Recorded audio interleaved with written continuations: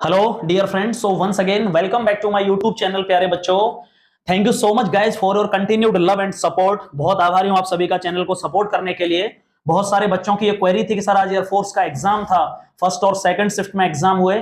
मैं रिव्यू सुबह इसलिए नहीं डाला, मैंने सोचा कंप्लीट मैं दोनों शिफ्ट का रिव्यू आपके लिए अपलोड करूंगा। बहुत ही सिस्टमेटिकली आपको बताने वाला हूं क्या रहने वाला है, लेवल क्या रहा एग्जाम का, कट ऑफ का स्कोर, सेफ स्कोर क्या रहेगा।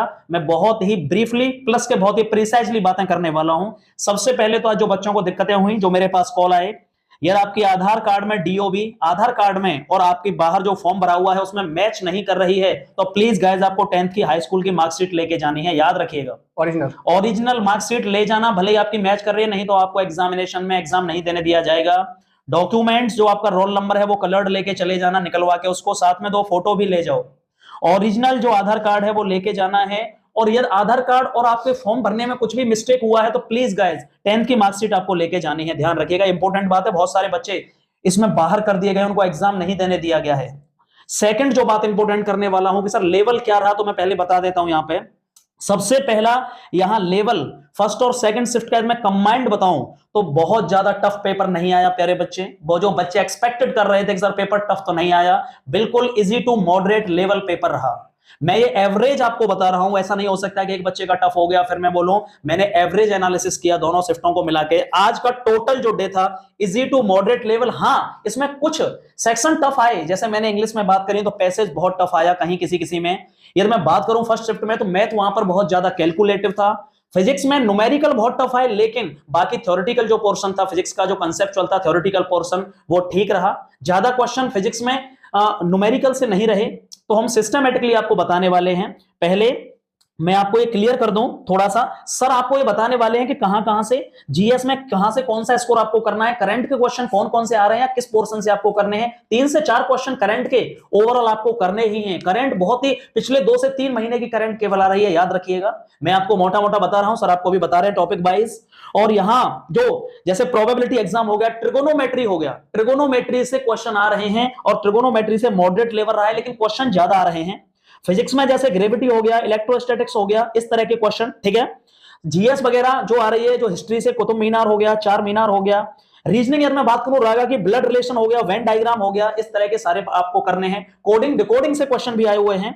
सर थोड़ा सा प्लीज आपको ब्रीफली बता रहे हैं, फिर मैं आपको बता देता हूं कि सेफ स्कोर क्या रहने वाला है आज के अकॉर्डिंग। सर प्लीज बच्चों को आप एक बार देखिए, आपका पॉलिटी में आपको कम से कम पार्ट 4 तक पढ़ के जाना है, भाग 4 और 5 तक। बिल्कुल बेसिक पॉलिटी आ रही है, कोई ज्यादा कठिन पॉलिटी नहीं आ रही है।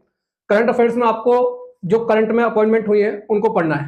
फीफा वर्ल्ड कप हुआ है, उनसे ज्यादा क्वेश्चन आ रहे हैं। क्रांतियां जो हो रही है, जैसे नीली क्रांति का संबंध किससे है, भूरी क्रांति का संबंध किससे है, श्वेत क्रांति, इस तरह से पूछा बहुत ज्यादा क्वेश्चन आ रहा है, ठीक है। इसके अलावा अगर हम बात करें जो फिजिक्स है, फिजिक्स में न्यूमेरिकल कठिन आ रहा है आपका, ठीक है, इतना आसान नहीं आ रहा है।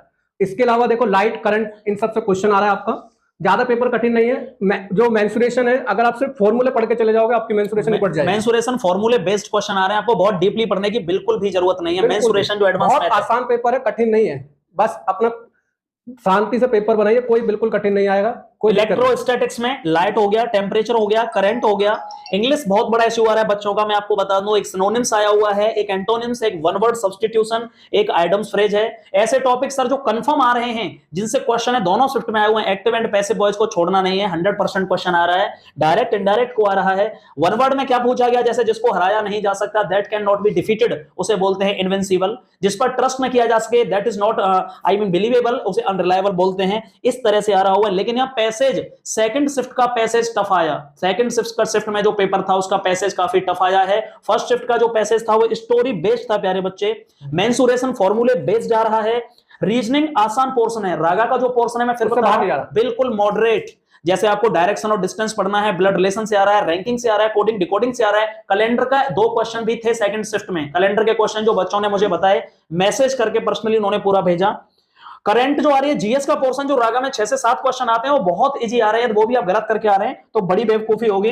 प्रोबेबिलिटी से क्वेश्चन था, इंडियन इंस्टीट्यूट ऑफ एस्ट्रोफिजिक्स वगैरह कहां पे स्थित है, ये सब क्वेश्चन आए। फीफा वर्ल्ड कप से क्वेश्चन था, नीली क्रांति वगैरह से क्वेश्चन था। संविधान की आत्मा प्रस्तावना, इजराइल के नए प्रधानमंत्री कौन है, इस तरह के क्वेश्चन आए हुए हैं। करंट में आपको जो न्यू अपॉइंटमेंट्स हैं वो एक बार अच्छे से देख लेने हैं। फाइनली यदि आप मुझसे पूछना चाहें कि पेपर का लेवल किस तरह रहा, यार मैं सेक्शन वाइज आपको बताऊं तो फिजिक्स, दो ही टर्म है, यदि उसमें न्यूमेरिकल आए हैं वो कैलकुलेटिव रहे हैं, थोड़े मॉडरेट से ऊपर लेवल रहा है, बहुत ज्यादा नहीं कहूंगा, पिछली बार की तरह फिजिक्स नहीं था, लेकिन थ्योरेटिकल बेस्ड जो आए हैं वो आसान क्वेश्चन है। ज्यादा क्वेश्चन फिजिक्स में थ्योरेटिकल बेस्ड आ रहे हैं, न्यूमेरिकल बेस्ड नहीं आ रहे हैं, कंसेप्चुअल बेस्ड आ रहे हैं। जिस तरह से सपोज करो मैंने कहा कि change in velocity per unit time में क्या कहलाएगा, इस तरह से यार वेलोसिटी सेम है, मतलब एक एग्जांपल मैं आपको बता रहा हूं, न्यूमेरिकल बेस्ड नहीं है। यदि मैं इंग्लिश की बात करूं तो इंग्लिश का पेपर बिल्कुल इजी टू मॉडरेट ही कहूंगा, पैसेज को छोड़ दिया जाए, वोकैबुलरी बहुत आसान आई है। यदि आप इंग्लिश में 15 स्कोर भी नहीं कर रहे हैं इस बार आज के पेपर के अकॉर्डिंग, तो इसका मतलब आपने कहीं ना कहीं तैयारी नहीं करी है प्यारे बच्चे। टेक्निकल मैथ की बात करता हूं तो मैथ एज यूजुअल पिछली बार की तरह रहा है, पिछली बार टफ था, इस बार कंपैरेटिवली पिछली बार से कम रहा है। मेरी 25 से 30 बच्चों से बात हुई जो एग्जाम देके आए, उनमें से मैथ का जो पिछली बार का लेवल था उससे कम रहा है। हाँ, लेकिन मैथ कैलकुलेटिव था, ट्रिगोनोमेट्री आई उससे ज्यादा क्वेश्चन थे, कैलकुलेटिव था, टाइम ज्यादा था, टाइम मैनेज करना बड़ा इश्यू आ रहा है। प्लीज गाइस, जो सबसे बड़ा इशू है बच्चों को आज वो टाइम मैनेजमेंट का है कि सर बहुत जल्दी टाइम खत्म हो गया रागा में या नॉन टेक्निकल का। टाइम मैनेजमेंट इसलिए आपको लगा क्योंकि आपने उसको पहले प्रैक्टिस किया ही नहीं, टेस्ट पेपर आपने ज्यादा लगाए नहीं, प्रॉपर टाइम के साथ नहीं लगाए। आपको डिजिटल क्लॉक वहां देखते रहना है। यदि मैं बात करूं रागा पोर्शन मैंने ऑलरेडी बता दिया है। उसकी बात इंग्लिश में आपको इजी लेवल रहा है। मैथ आपका कैसा रहा है, मैथ आपका कैलकुलेटिव रहा है, ट्रिगोनोमेट्री वगैरह इनसे ज्यादा है। बाकी एडवांस में जो मेंसुरेशन रहा वो न्यूमेरिकल बेस्ड रहा। फिजिक्स पिछले बार के कंपैरिजन में आसान थी, बट इसका जो न्यूमेरिकल पोर्शन है एज यूजुअल वो टफ रहा है हमेशा की तरह। और क्या बचता है हमारे पास में, रागा हो गया, इंग्लिश हो गई, फिजिक्स हो गया, मैथ हो गया, और हमारे पास जीएस का जो नॉन टेक्निकल मैथ आया है रागा में 8 से 9 क्वेश्चन जो नॉन टेक्निकल मैथ के आए हैं। एक क्वेश्चन एवरेज से, एक क्वेश्चन प्यारे बच्चे सिंपल इंटरेस्ट और कंपाउंड इंटरेस्ट से आया, मैं फर्स्ट शिफ्ट की बात कर रहा हूं। एक क्वेश्चन परसेंटेज और प्रॉफिट लॉस को मिला के आया, एक क्वेश्चन रेशियो प्रोपोर्शन से आया, और एक क्वेश्चन आपका जो पाई चार्ट के बेसिस पर हम करते हैं कि गांव की जनसंख्या इतनी है, इतने पुरुष हैं, इतनी महिलाएं हैं, तो बताइए कितने परसेंट बच्चे हैं उस गांव में। ठीक है, इस तरह से क्वेश्चन आपके आ रहे हैं। एक इंपॉर्टेंट चीज जो बच्चा नहीं कर पा रहा है, रीजनिंग में 4 से 5 क्वेश्चन, सुबह के शिफ्ट के बच्चों ने जो रिव्यू बताया 4 से 5 क्वेश्चन आ रहे हैं जो नवोदय विद्यालय की जब हम तैयारी कर रहे होते हैं तो उसमें सीरीज के क्वेश्चन आते हैं। वो नॉन वर्बल, उसे हम सीरीज बोलते हैं, शायद आपने सुना होगा। उसमें वाटर इमेज भी हो सकती है, वाटर इमेजेस से रिलेटेड क्वेश्चन, उसमें लाइक मिरर इमेज से रिलेटेड क्वेश्चन, इस तरह के क्वेश्चन वो 4 से 5 आ रहे हैं, उन्हें छोड़ करके नहीं आना है। बहुत आसान होते हैं, बहुत जल्दी वो हो जाते हैं। ठीक है ना, जीरो लेवल के क्वेश्चन है, कठिन डाइस से क्वेश्चन नहीं है रीजनिंग में, डाइस से नहीं है। कैलेंडर आपने नहीं पढ़ा है उसे छोड़ सकते हैं, कैलेंडर से क्वेश्चन पहली शिफ्ट में 1 या 2 क्वेश्चन आए हैं, दूसरी शिफ्ट में क्वेश्चन नहीं है, नहीं पढ़ा है तो मत पढ़िएगा। और मेनली जो फोकस है ब्लड रिलेशन हो गया, कोडिंग डिकोडिंग हो गया, डायरेक्शन डिस्टेंस हो गया, रैंकिंग हो गया, सिटिंग अरेंजमेंट से भी क्वेश्चन है। ये मेन टॉपिक रहे हैं आज के। यदि आप फाइनली मुझसे ये पूछना चाहें और मैं सर के साथ जो डिस्कशन मेरा हुआ तो इजी टू मॉडरेट लेवल कहना ही सही रहेगा। इजी टू मॉडरेट लेवल रहा पेपर का, टफ नहीं बोलेंगे।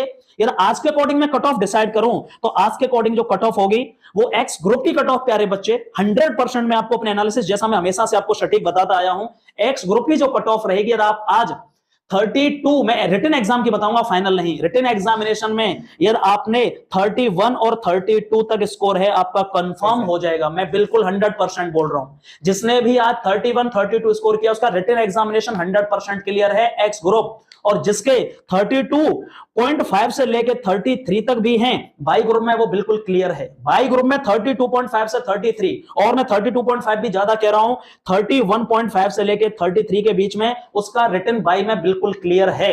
फाइनल आप समझ लीजिएगा कितना बढ़ना है वो मैं आगे बता दूंगा। आज के बेसिस पर इजी टू मॉडरेट लेवल जितनी तैयारी करिए उसकी टेंशन मत लीजिए। बस एक ही चीज आपको खराब कर रही है, तैयारी बहुत करके के बच्चे बट वहां टाइम मैनेज नहीं कर पाए हैं। ये कई सारे बच्चों का इश्यू रहा। कुछ अच्छे बच्चों को निकाल दिया गया, उनकी आधार कार्ड में डीओ भी अलग थी, फॉर्म में गलती से भर गई अलग, वो मार्कशीट लेके नहीं गया, उन्हें अलाउ नहीं किया गया। कई सेंटरों पर अलाउ कर दिया पर अधिकतर पर बाहर कर दिया गया। साथ में 2 फोटो लेके जाने हैं, कलर्ड प्रिंट आउट लेके चले जाना फेज फर्स्ट का, और ओरिजिनल आधार कार्ड के साथ हाई स्कूल की मार्कशीट लेके जानी होगी आप सभी को। कोई भी क्वेरी है प्लीज गाइस कमेंट बॉक्स में आप लिखिएगा। सर आपसे कुछ और बताना चाहेंगे? देखिए, जो सर्दी है ना, सर्दी में एक तो कैप वाली कोई भी चीज पहन के मत जाना, क्योंकि आज इसकी वजह से ही बच्चों को क्या है, उनकी टी शर्ट बाहर करवा दी गई, बेकार, उनको नुकसान हुआ। बहुत से लोग तो बनियान तक में पेपर दिया, बहुत से लोगों ने। तो ये कैप हो गया, टोपे वाली शर्ट, ये बिल्कुल मत पहन के जाना, नुकसान हो जाएगा आपका पेपर में। हो सकता है कोई भी ऐसे क्लॉथिंग उन्होंने पहले ही इन्फॉर्म कर दिया गया, सजेस्ट किया गया है कि कोई भी ऐसे कपड़े, मान लो उन्हें लगता है फोल्डर या जहां लग सकता है बच्चा कुछ भी चीट कर सकता है एग्जाम में, वो पहले से ही चला रहा है। नॉर्मली आपको टी शर्ट पहन सकते हो, फुल बाजू हो उसमें, ठीक है ना, बट बहुत ज्यादा पॉकेट्स वगैरह पैंट में नहीं होनी चाहिए। लोअर में आप जा सकते हैं, ठीक है ना, सारी चीज आपसे उतरवा ली जाएंगी, जो भी उन्हें डाउटफुल सिचुएशन कुछ भी लगेगी। कुछ नहीं सुन फिर भी अगर आपको कोई भी क्वेरी है, कोई भी कुछ भी पूछना है, आप कॉल कर सकते हैं डायरेक्टली। पेपर अच्छा रहा, ये सबसे खुशी मुझे इस बात की है कि बहुत ज्यादा टफ पेपर नहीं आ रहा है। अपना बेस्ट दीजिए गाइस, बेस्ट ऑफ लक। कल 24 तक के एग्जाम के बच्चों के लिए मैं रोजाना रिव्यू देता रहूंगा आपको, और डिटेल में कल एक और वीडियो आ जाएगा इसी के ऊपर।